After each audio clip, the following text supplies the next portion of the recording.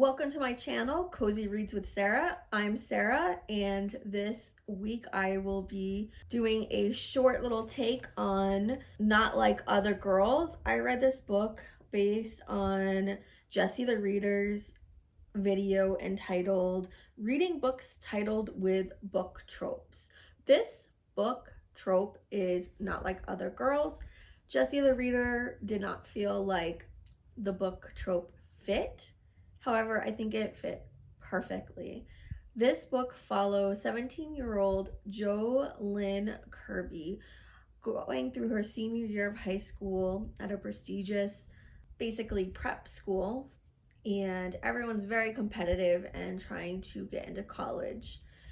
There is also the trope of fake dating, and there is a lot of drama in this book. It could almost be just considered a drama. As an older reader reading this book, I felt a little like I'm too old to be reading this book.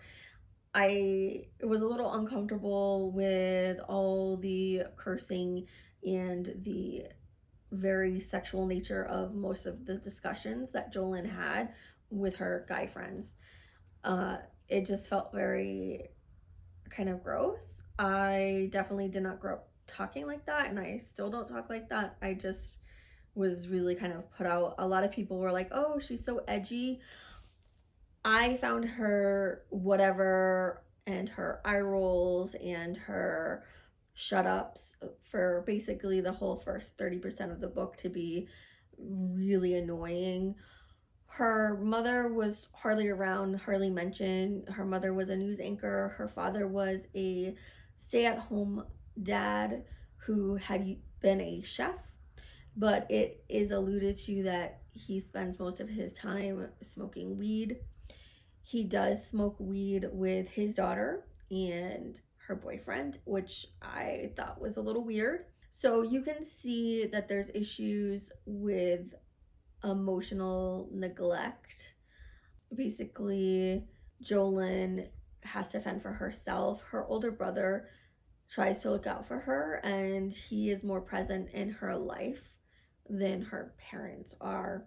The first 30% of the book, I was really bored. It was a huge challenge. I wanted to DNF the book so badly, and since it was a library book, I was this close. I would rate the first 30%, which is up to chapter 15, a 1 star.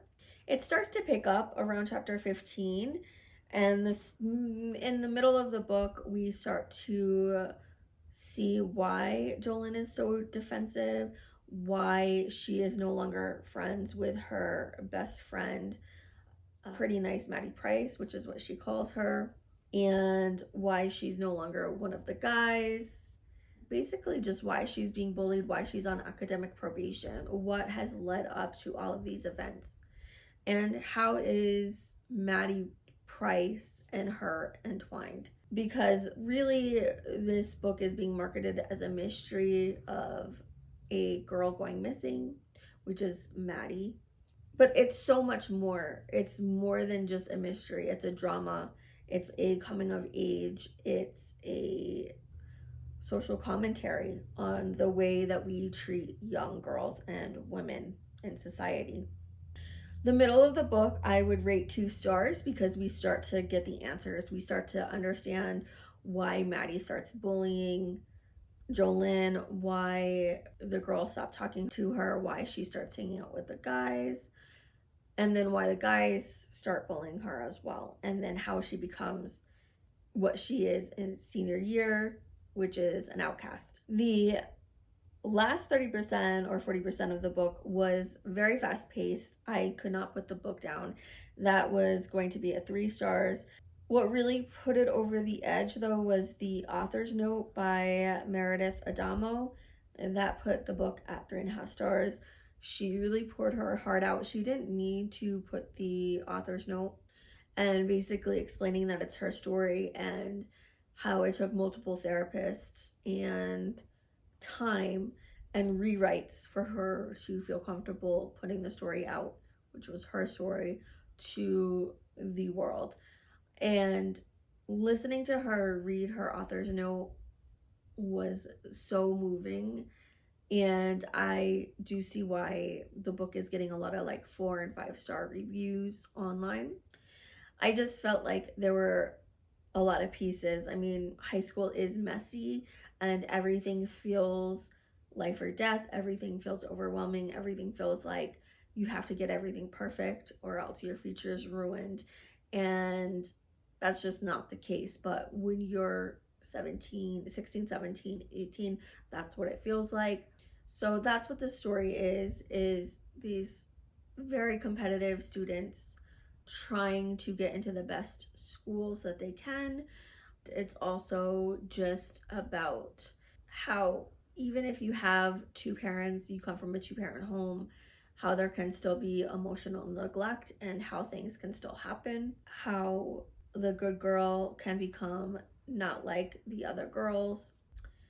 And that label isn't something that Jolyn puts upon herself, but that's how she has become labeled because of the things that have happened to her and the bullying and the abuses by her peers. You know, some of it's jealousy because she had been a beauty pageant contestant. Her mother had been a beauty queen. And so, you know, there's that jealousy of she's the beautiful girl and the guys like her and she's fun and she likes to go to parties and be sociable, and she had a lot of friends, and unfortunately she just didn't have enough people looking out for her, watching out for her, and you know, things happened and then it snowballed out of control, and then nobody was really paying attention except for one person, but that person doesn't come into her life until it's kind of, it's not too late, but you know, a lot of damage has already happened. It can be almost any girl story and every girl story. So I see why it resonates, and it's a very powerful book. I just wish that some of the cursing and some of the conversations and the eye rolls and the amount of eye rolling and whatevers and shut ups were taken out. But other than that, like maybe a revision of the first 30%, or maybe a good edit down to, you know, from 30% of the book to 10%. If we shorten that, and then the middle and end were great. But that was my review. Let me know if you read the book and what you thought. I did end up giving it a 3.5 stars. I do recommend it if you are in your late teens and early 20s. I think it's an amazing book and just so powerful, and it will really be inspiring. But you just have to know that the pacing of the book is off and you'll have to get through the first 30%. But once you do, it becomes an amazing book. Thanks for watching, and I'll see you next time.